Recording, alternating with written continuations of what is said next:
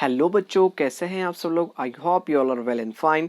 तो बच्चों, आज हम इस वीडियो के अंदर क्लास 9th हिंदी और इंग्लिश मीडियम के बच्चों का सब्जेक्ट जो है गुजराती, उसका व्याकरण एकम 1 देखने वाले हैं, जिसके अंदर हम यहाँ पे समानार्थी, विरुद्धार्थी, स्वर व्यंजन, जोड़नी वगैरह देखने वाले हैं गुजरात बोर्ड। तो बच्चों चलिए यहाँ पे शुरू करते हैं। तो बच्चों यहाँ पे 3 सेंटेंस हमें दिए गए, इसे हमें 1 बाय 1 रिपीट करना है। तो इसमें पढ़ते हैं। पहला सेंटेंस दिया गया हमें, अफ्रीकाने एक मुल्कમાં गुजराती भाषाने टकाववा एक प्रयोग કર્યો છે। तो बच्चों यहाँ पे पहले वर्ड में हमने देखा कि अफ्रीका के एक मुल्क में, ठीक है। दूसरा देखते हैं यहाँ पे सेंटेंस यानी वाक्य, अफ्रीकाना एक प्रदेशમાં गुजराती भाषाने टकाववा एक प्रयोग કર્યો છે। अफ्रीकाना एक विस्ताરમાં गुजराती भाषाने टकाववा प्रयोग કર્યો છે। तो बच्चों आपने देखा यहाँ पे पहले सेंटेंस में मुल्क शब्द का उपयोग यहाँ पे किया गया और दूसरे सेंटेंस में प्रदेश का, और तीसरे सेंटेंस यानी वाक्य के अंदर विस्तार शब्द का यहाँ पे प्रयोग किया गया है।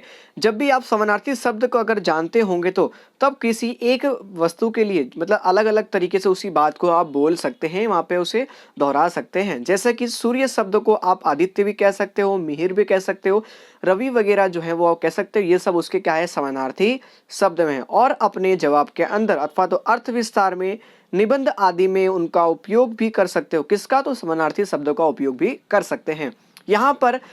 यहाँ पर बहुत सारी कृति जो है वो दी गई हैं, जिसमें कितने ही शब्द जो है वो हमें समानार्थी शब्द देखने को मिलेंगे। इन शब्द का हमें क्या करना है, अभ्यास करना है सभी बच्चों को। और आपकी भाषा में जितना हो सके उतना उसे क्या करना है, समृद्ध बनाना है। जिस शब्द के जितने ही अर्थ निकलेंगे वो जो भाषा है उतनी ही समृद्ध बनती है। और उसके बाद आपके उत्तर और आपके लिखने का भी इसमें उपयोग करना है, मतलब उसका उत्तर भी देना है और इसे लिखना भी है। ठीक है बच्चों, आगे देखते हैं। तो बच्चों यहाँ पर हमें कुछ दिए गए हैं समानार्थी शब्द। तो देखते हैं यहाँ पे, अंतरिक्ष को क्या दूसरा नाम क्या, अंबर भी कह सकते हो, आकाश भी कह सकते हो, आभ भी कह सकते हो, गगन भी कह सकते हो, नभ भी आप कह सकते हो, और साथ ही इसे आप व्योम भी कह सकते हो। दूसरा वर्ड दिया गया अंधकार, जिसे अंधारू और तमस भी कह सकते हैं। अकस्मात, अचानक, अड़घरियो, एकदम, एकाएक, औचुकू। उसके बाद अक्षी यानी आंख, चक्षु, दग, नयन, नेत्र, लोचन। यानी बच्चों समानार्थी शब्द उसे कहते हैं समानार्थ वाले शब्द, साथ ही जिसको आप दूसरे नाम से भी पुकारो तो भी इसका मतलब वही निकलता है। जिस शब्द के जितने ही ज्यादा अर्थ निकलेंगे वो भाषा जो है उतनी ही समृद्ध कहलाती है। इसी तरह हमें दिया अग्रिदिया यानी अनक, अनल, पावक, वही, हुताशन। उसके बाद अजवाड़ू यानी उदास, प्रकाश, अढड़क दिया है तो अतिशय, अत्यंत, खूब, पुष्कड़। अनुचर मतलब चाकर, दास, नौकर, सेवक, यानी अनुचर मीन्स ये सब। ठीक है, उसके बाद दिया है अभरखो यानी अभिलाषा, इच्छा, कामना, कोड़। अभिलाषा, अभिक्षा, आकांक्षा, इच्छा, एषणा, कामना, मनोरथ। उसके बाद स्मुहा, अमी यानी अमृत, पीयूष, सुधा, अमीर, तवंगर, धनवान, धनिक, पैसा, पेशावर, अरविंद, उत्पल, कमल, पंकज, पद्म, पुंडरीक, राजीव। नेक्स्ट है आवाज को दूसरा नाम कह सकते हैं घोष, नाद, निनाद, रव। अनुशय यानी दानव, दैत्य, रक्षक। आदित्य, भानु, मिहिर, रवि, सूरज, सूर्य। आभरू यानी कीर्ति, ख्याति, नामना, शाख। आवास, घर, निकेतन, निवास, भवन, वास, सदन। उधम, पुरुषार्थ, मेहनत, श्रम। ऊर यानी काळजू, दिल, हृदय, हेड़ू, हय्यू यानी ऊर मीन्स बच्चों हृदय भी होता है, ये हमने बहुत बार चैप्टर में पढ़ा है। कंगाल यानी गरीब, दरिद्र, दीन, निर्धन, रंग। काया, धन, देह, शरीर। किरण यानी रश्मि, कर, घास, तरणु, तृण। चंद्र, इंदु, मयंक, शशंक, शशि, सुधांशु, सुधाकर, सोम। चोखू, निर्मल, विमल, विशुद्ध, साफ, स्वच्छ। जंगल, अरण्य, कानन, रान, वन। जननी, माँ, माता। जौनिका यानी पर्दो, चक, तमाम, वधु, संपूर्ण, सर्व। दरियो, अवधि, उदधि, जलधि, वारी, वारिधि, समुद्र, सागर। दान, सखावत, खैरात, भेंट, बक्षित। देव, देवता, शूर। धरती, अवनी, धरा, धरित्री, पृथ्वी, वसुंधरा, वसुधा, भूमि, भौम, भोय। पंखी, खग, खेचर, पक्षी, विहंग, विहग। ये सारे वर्ड जो है वो पंखी के समानार्थी हैं। नेक्स्ट दिया गया पत्थर को वहाड़ भी हम कह सकते हैं, पाषाण भी कह सकते हैं, पहाड़, अद्री, गिरी, नग, पर्वत, शेल, पानी, उदक, जड़, तो, नीर, वारी, शलील, फूड, कुसुम, पुष्प, सुमन, मबलख, अतिशय, अत्यंत, खूब, पुष्कळ, रात, निशा, यामिनी, रजनी, रात्रि, विभावरी, शर्वरी, लोही, रक्त, रुधिर, शोणित, वृक्ष, झाड़, तरु, ध्रुम, पादक, सुगंध, खुशबू, परिमळ, फोरम, महक, सौरभ, सूर्य, आदित्य, दिनकर, भानु, भास्कर, रवि, सविता, मिहिर, इन सारों का मीनिंग होता है सूर्य। सोनू, कनक, कांचन, सुवर्ण, हेम। तो ये बच्चों हमने जो देखे ये सारे समानार्थी शब्द देखे। अब देखते हैं यहाँ पे बच्चों विरुद्धार्थी शब्द। विरुद्धार्थी शब्द अर्थात जिसे आप कह सकते हैं उसके अपोजिट वाले शब्द। जैसे मैं कहूँ सही तो आप क्या बोलोगे, गलत बोलोगे। तो इसे हम कहते हैं विरुद्धार्थी शब्द। इंग्लिश में इसे एंटोनिम्स वर्ड कहते हैं। नीचे दिए गए वाक्यों को क्या करना है, हमें यहाँ पे रीड करना है। आ एक એવી જગ્યા છે જ્યાં નાના મોટા गरीब तवंगर સાહુને આવવાનું હોય છે। मतलब यह एक ऐसी जगह है जहाँ पे छोटे बड़े सभी गरीब तवंगर साहूकार को आना होता है। नेक्स्ट सेंटेंस दिया हुआ है, नंद नंदन भाईए दुनियाની લીલી અને સુખી બંને જોઈ હતી। मतलब यहाँ पे ऐसा कहा गया है कि नंद नंदन भाई ने दुनिया की लीली और सुखी, मतलब उन्होंने बहुत सारी कठिनाइयाँ और सरलता, मतलब दोनों चीज़ यहाँ पे देखी, लीली सूखी दोनों चीज़ यहाँ पे। उसके बाद थर्ड सेंटेंस दिया है, एमणे जीवन में डाग अने ताप बनने बैठा था। मतलब उनके जीवन में सुख भी था और दुख भी था, यहाँ पे दोनों, डाग अने ताप, उन्होंने ताप भी किया और उन्होंने डाग भी किया। आगे दिया है, ऊपर ना वाक्य हमने आपने पढ़े, हमने पढ़ लिए, तब आपको ख्याल आ गया होगा कि वाक्य वन के अंदर साहू, यहाँ पे ये जगह એ આવવાનું હોય છે, मतलब સાહુ की जगह पे आने का होता है। એવું કહો હો તો પણ સમજાત, પણ અહીં નાના મોટા ગરીબ તવંગર ઉમેરીને અર્થને વધુ સચોટ રીતે કરવામાં આવે। लेकिन यहाँ पे नाने मोटा यानी छोटे बड़े सभी गरीब तवंगर लोगों को अर्थ में यहाँ पे जोड़ने से यहाँ पे अर्थ जो है बहुत अच्छे से मतलब यहाँ पे समझ में आ जाता है। यह सचोटता अवियोग्य रीते प्रयोजाયેલા विरुद्धार्थी ने कारणे, मतलब ऐसे विरुद्धार्थी के कारण, मतलब गरीब का क्या हो जाएगा, अमीर भी हो जाएगा। ठीक है, तो यहाँ पे सब मीनिंग दिया। तो ऐसे विरुद्धार्थी शब्द के कारण ही तमे बीजी अने त्रीजी वाक्य वाचो। अब यहाँ पे दूसरा और तीसरा वाक्य में पढ़ना है, लीली सूखी, मतलब गीला भी और सूखा भी। उसके बाद डग भी और ताप भी विरुद्धार्थी द्वारा जीवनना तमाम रंगों जोवा छे नी असरकारक रजू थाय छे। इस प्रकार जीवन के तमाम रंगों यानी मुसीबत को भी सहा है और जो है वो खुशियों वाले दिन को भी देखा है अच्छे से पूरा। तो यहाँ सब कुछ देखने मिलता है। अब नीचे के वाक्यों का हमें पढ़ना है, हूँ भले भड़ी नहीं, मैं भले ही पढ़ा नहीं हूँ पर मारा दीकरा ने भणावीश, लेकिन मैं अपने बच्चे को जरूर पढ़ाऊंगा। आ वाक्यना नकारने दूर करवो होय निषेध वाचक वाक्य विधेय वाक्यમાં રૂપાંતર કરવાનું હોય તો હું ભલે અભણ હોય પણ મારા દીકરાને ભણાવીશ, मैं भले अनपढ़ इंसान हूँ लेकिन मैं अपने लड़के को जरूर पढ़ाऊंगा। હવે નીચેના વાક્ય વાંચો। અત્યારે એ ગુજરાતી સમજે છે પણ અશુદ્ધ બોલે છે। वो गुजराती समझता है लेकिन वो बोलने में क्या है, गलत बोलता है। ठीक है, ऐसा। आ विधेय वाक्य ने नकार में फेरવું હોય तो मतलब नाम में अगर उसको बदलना हो तो અત્યારે एक गुजराती समझे छे पण बोलता नहीं, लेकिन शुद्ध वो है बोलते नहीं है। तो यहाँ पे ये जो सेंटेंस हमने क्या बना दिया, नेगेटिव बना दिया। તમે જોયું કે વાક્યને વધુ સચોટ રીતે કરવા यानी बहुत अच्छे से बताने के लिए વિધેય વાક્યમાંથી નિષેધ કે નિષેધમાંથી વિધેય વાક્યમાં ફેરવા માટે વિધાતુ શબ્દોનો उपयोग કરવામાં આવે છે। यानी अगर सेंटेंस हमारा क्वेश्चन दिया हुआ है, कुछ क्वेश्चन पूछ रहा है तो उसे हम क्या करते हैं, वहाँ पे उसको आंसर बना देते हैं। कभी आंसर को हम क्या बना देते हैं, क्वेश्चन यहाँ पे बना देते हैं। उस समय यहाँ पे विरुद्धार्थी शब्द का उपयोग किया जाता है, जैसे कि यहाँ पे आप देख रहे हैं। फिर उसके बाद दिया આપણા ભાષા સમર્થને વધારવા માટે વિદ્યાર્થી શબ્દો જાણવા જોઈએ। આવા કેટલાક વિરુદ્ધાर्थी शब्दों नीचे मुजब छे। अब हमारे शब्द के भंडार को हमें बढ़ाने के लिए विरुद्धार्थी शब्द को जानना चाहिए। यहाँ पे बहुत सारे विरुद्धार्थी शब्द जो हैं वो नीचे दिए गए हैं। चलिए बच्चों से हम रीड करते हैं। तो बच्चों पहला यहाँ पे दिया अगरू। अगरू मतलब कठिन, तो उसका अपोजिट क्या हो जाएगा, सहलू। अब स्टूडेंट्स जब भी आप गुजराती यहाँ पे लिखो, यहाँ पे गुजराती के अंदर विरुद्धार्थी शब्द तो वहाँ पे क्रॉस लगा देते हैं, इसका मतलब होता है इसका अपोजिट नेम। अबोल मतलब बोलवू, जो बोल ना सके उसे फिर क्या आएगा, बोलवू। उछीनू, रोकड़ू, उद्यमी यानी आड़सू, कड़वू यानी मीठू, खरू मतलब खोटू, ठीक है, नानू मतलब मोटू। यहाँ पे जो भी हम वर्ड पढ़ रहे हैं सब इसके अपोजिट है। नूतन यानी प्राचीन, पुराणु बहुत पहले का, पहलू मतलब पहले का, तो क्या हो जाएगा छेल्लू, भद्र यानी अभद्र, मंगल अमंगल,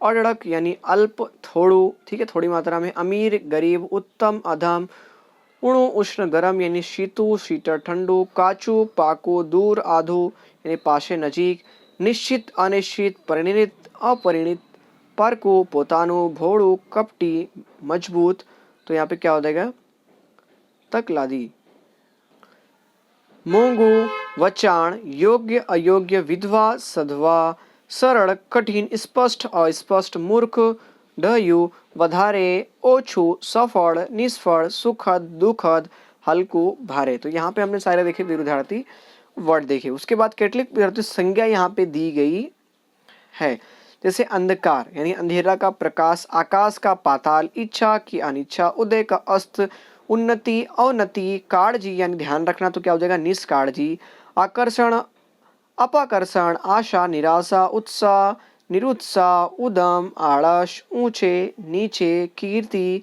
अपकीर्ति, खरीदी वेचाण, जय पराजय, ध्याय विध्याय मतलब ध्यान बेध्यान, पाप पुण्य, भरती ओट, मिलन विरह, लाभ गैरलाभ, वखाण निंदा, शाप आशीर्वाद, शगवड़ अगवड़, सुगंध दुर्गंध, स्मृति विस्मृति, हाजरी गैरहाजरी, गमो अणगमो, देव दानव, नफो नुकसान, प्रगति अवगति, भीतर बाहर, राग देश, वक्ता श्रोता, विवेक अविवेक, शिखर टड़ेटी, सर्जन विसर्जन, स्मित रुदन, स्वदेश परदेश, हित अहित। આજ રીતે કેટલાક ક્રિયાપદ પણ વિદ્યાર્થી તમે જોઈ શકાશે। કેટલાક ક્રિયાપદો ઉદાહરણ રૂપે નીચે આપ્યા છે। ખીલવું તો કર્મવું, સળગવું यानी ઓલવવું ઠારવું, ફૂલવું સંકોચવું, ઉગવું અથમવું, પ્રકટવું बुझावવું, વેચવું खरीदવું।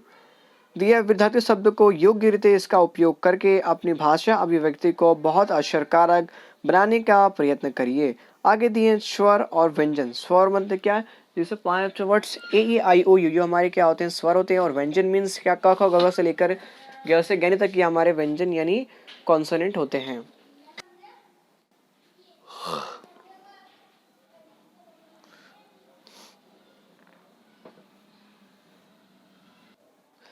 अब बच्चों यहाँ पर हमें दिया गया है अकस्मात यानी एकाएक ओचितो, फिर यहाँ पे अकस्मात, ठीक है, यानी होनारत यहाँ पे अद्धार यानी टेका बिना। तो यहाँ पे दोनों का मीनिंग सेम है, खाली उसका जो रीड करने का तरीका है वो बदलने से उसका वर्ड का जो चेंजेस होता है वो बदल जाता है। जैसे अपेक्षा और उपेक्षा यानी तिरस्कार, ध्यान ना देना, ये सब चीज़ें, ठीक है, ये सारे हमें दिए गए। तो इससे बच्चों एक बार रीड कर लेना। इनाम बख्शिश मतलब भेंट, और यहाँ पे ईमान तो श्रद्धा से है हमारे, ठीक है, आस्था से, वो हमारा ईमान है। उसके बाद बच्चों यहाँ पे हमें दिया गया कठोर, जैसा कि आप यहाँ पे देख रहे हैं। तो बच्चों यहाँ पे आगे वर्ड दिया है गण और यहाँ पे दिया है टोड़ू। तो यहाँ पे आप देखेंगे गण और ये घण दोनों में क्या है डिफरेंस है। अगर गण लिखो तो उसका मतलब एक समूह होगा, टोड़ू होगा, ठीक है। अगर घण दिया है तो उसका मतलब होता है मोटो हथौड़ो, ठीक है। एक घन मतलब ये होता है, जैसे आपने सुना होगा घन, ठीक है। उसके बाद ग्रह, ग्रह मतलब घर होता है, और ग्रह मतलब सूर्य के आसपास फिरने वाला एक आकाशीय गोड़ो अथवा तो पिंड, प्लेनेट कह सकते हैं। गोर मतलब पुरोहित, गोड़ मतलब आकार, डाम मतलब दाम, ठीक है। दाम और डाम में दोनों में डिफरेंस, यहाँ पे डा है और यहाँ पे दा है। तो दाम मतलब होता है गरम गरम वस्तु, चामड़ी ऊपर चापी देवी थे, मतलब गरम गरम कोई चीज चमड़ी के ऊपर डाल देना, ठीक है। दाम यानी पैसा, कीमत। तो इस तरह थोड़े थोड़े वर्ड के यहाँ पे व्यंजन के चेंजेस होने से क्या होता है, उस वर्ड का मीनिंग बदल जाता है। जैसे यहाँ पे दोषी यानी कापड़ बेचनारो, फेरियो मतलब फेरी लगाने वाला कपड़ा बेचता है फेरी लगाकर वो। डोशी यानी घर की स्त्री मतलब डोसी, उसे कहा जाता है। निधन यानी मृत्यु होता है, एक निर्धन मतलब गरीब होता है। यहाँ पे से बच्चों र का डिफरेंस हुआ है, ठीक है। तो ओनली फॉर क्या होगा, चेंजेस यहाँ पे आ गए हैं। उसके बाद आगे देखोगे परिणाम यानी फल, और एक परिमाण, परिमाण यानी होता है माप होता है। उसके बाद पोष, पोष यानी होता है खोबो, फिर एक पोष दिया हुआ है, यहाँ पे जो है वो षटकोण वाला श दे दिया गया हमें, ठीक है। तो उसके बाद गुजराती महीनों जिसे पोष बोलते हैं, ठीक है। आगे कह सकते हैं विक्रम सावंतनो त्रीजा महीना को पोष कहा जाता है। प्रणाम यानी नमस्कार, प्रमाण ये मतलब होता है माप होता है।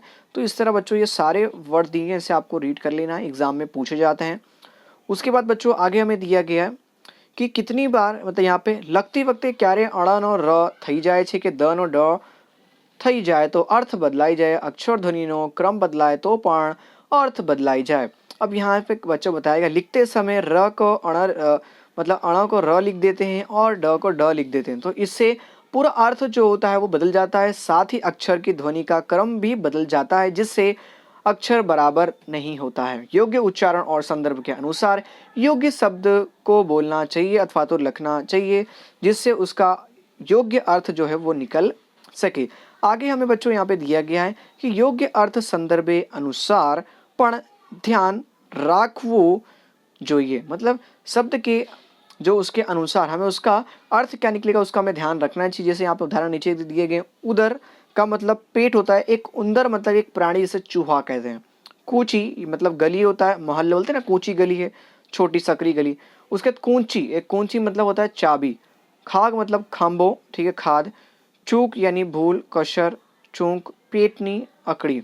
उसके बाद जंग मतलब युद्ध, जग, निश्चित मतलब होता है नक्की करेलो, फिर निश्चित, बगलो यानी और एक बगलो मतलब एक पक्षी है और एक बंगलो मतलब एक प्रकार का मकान, अच्छा मकान, भाग मतलब हिस्सा, भंग मतलब गांजा नी कड़ी यानी पांदड़ा हम कह सकते हैं। इसी तरह यहाँ पे वर्ड दिए गए, थोड़े से चेंजेस से वर्ड का जो अर्थ जो होता है बच्चों वही क्या होता है बदल जाता है। उसके बाद हमें दिया गया अनुस्वर लिखिए थे ना लिखिए तो अर्थ बदलाई जाए। अगर अनुस्वर भी अगर नहीं लिखते हैं तो भी लिखते समय उसका अर्थ जो होता है वो बदल जाता है।